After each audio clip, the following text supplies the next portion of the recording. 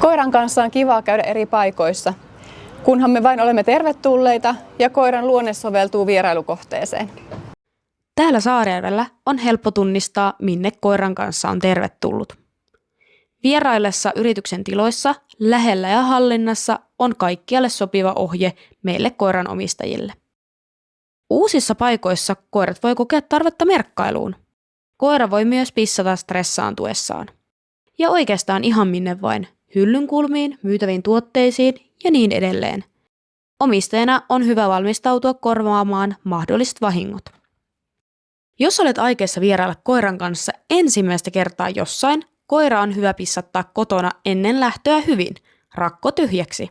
Ja sitten vielä hetki ennen yrityksen alueelle siirtymistä. Tällä tavalla minimoidaan vahingon mahdollisuus. Kiinnitä huomiota koiran nuuskimiseen. Haisteleva koira voi suunnitella pissaamista. Mikäli haluat ottaa koirasi mukaan, on hyvä myös huomioida koiran hyvinvointi. Osa koirista jäisi mieluummin kotiin nukkumaan kuin lähtisi omistajan mukana hälinään, jos vain saisi valita. Kaikkia koiria ei siis kannata ottaa mukaan. Hei, katsos, täälläkin me saadaan vierailla. Nyt kipinkapin kahville siitä.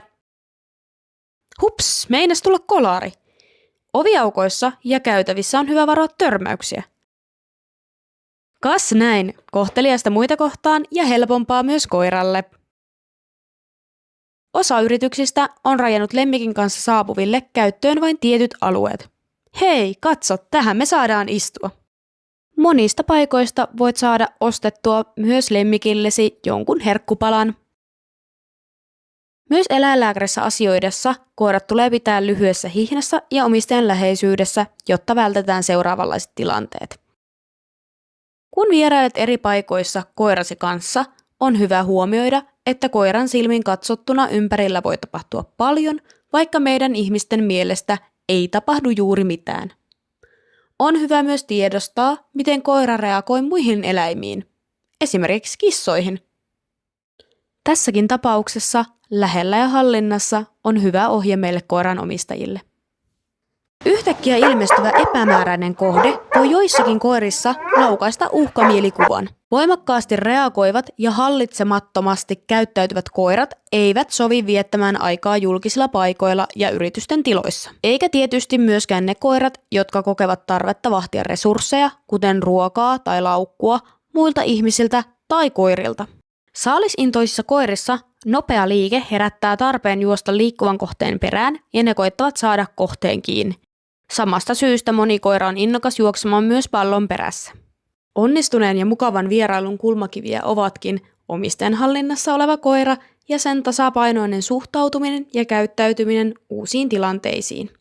Muistathan myös, että omalla toiminnallasi vaikutat koiraasi. Koirat aistivat herkästi omistajansa tunnetilat. Rauhallinen, rento ja johdonmukainen ohjaus auttaa koiraa onnistumaan ja tekee vierailusta turvallisen ja miellyttävän kokemuksen kaikille.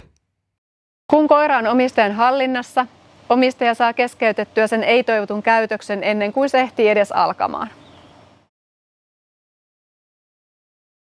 Kohteliaisuus ja ohje lähellä ja hallinnassa. Näillä me säilytetään tilaisuus vierailla koirien kanssa jatkossakin eri paikoissa. Mukavia vierailuhetkiä! Näistä merkeistä tunnistat, minne olet lemmikkisi kanssa tervetullut.